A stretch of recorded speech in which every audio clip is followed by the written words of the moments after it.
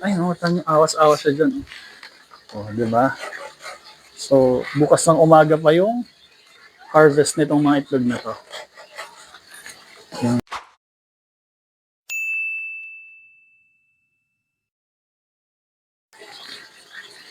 Hello guys, good evening. Ayan. So, ito yung mga itlog natin ng... May ano yan, buong araw lang ngayon na hindi ka naman nag-harvest. Kaya ng umaga ka nag-harvest. So, Oo. itlog yan ngayon. Oo. Yan. Simula 11, yan. Yata. Yan. So, ay no, tang awas-awas siya dyan. Oh, di ba?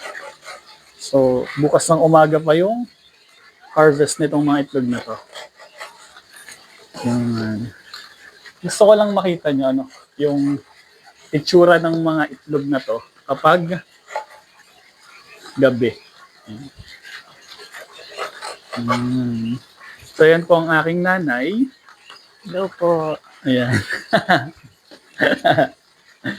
So, ayan, yung mga itlog nila. So, meron pang mga itlog dyan. Hindi pa yan yung ano, lahat-lahat. So, meron pa tayong vacanting cage dito. Ayan. So, hindi kasi tayo masyado ngayon talaga naglo-load ng RTL. So, ito yung space natin na before ay punong-puno ng mga quails.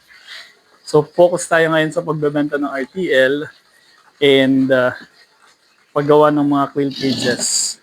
Yan, kasi nahihirapan din ang aking nanay sa pag-iintindi ng nito. Actually, siya na kasi talaga nagmamanage nito. Siya na isa yung nagpapatuka, lahat, ganyan.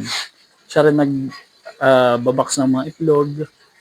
Yung tatay ko naman yung naka-assign sa delivery. Bakit sinusundot mo pa? Wala. Sundutin, lalabas din naman yan Meron bukas. dyan kasi sa umaga, mahirap tanggalin. Meron sa dyang dinalabas. Yan.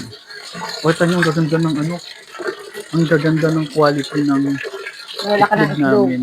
Basta lagi ka lang may patuka. Ayun. Para pag nawawala ng patuka, mahina ang production. Kaya, Hindi tayo nagpapawala mami. kaya kailangan lagi. Kaya nga, martakaw tumuka. Yan. Kaya marami rin itlog. So, ito yung routine, may anong oras na? Wait. 8:30 yan. So, pag ganitong oras, 8 or 9, nagpapatuka na siya. Ang sunod na patukanan nito is bukas na ng Umaga. bukas na ng umaga. Mga 6:30. 6:30 AM kasi maglilinis na siya ng maglilinis na siya ng uguan pag ganung oras. So, ito yung sinasabi ko sa inyo na feeds namin. Yan yung Jetstar Animal Feeds. So, maganda ng quality niyan. Not a paid promotion po. Pero yan talaga yung gamit namin.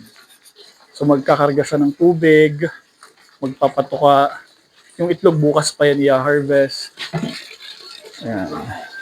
Yung mga... Yung taas nga yung production kanina, for Ang harvest ko kanina ay 479. Kahapon 472. 97% yun. 90, Kaya nga kailangan ay lagi may patuka. Dahil pag naubusan na, babagi ng production. Pagka,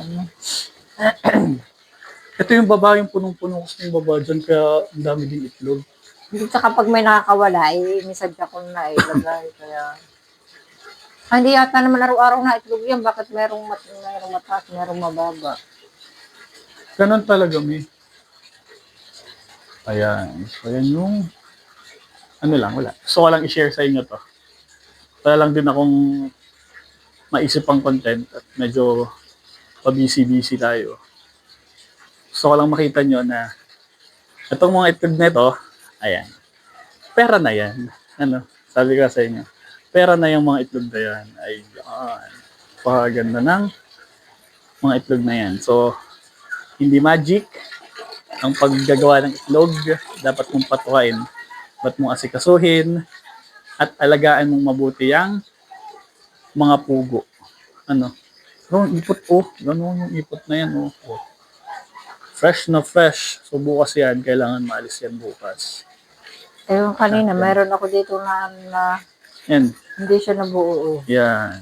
So luno yung itlog. Kaninang umaga. Hindi Pero nailabas pa rin ang pugo. So pag ganyan, possible kulang yan sa calcium. Or nagkasakit yung pugo. So ayun lang muna guys. Thank you so much.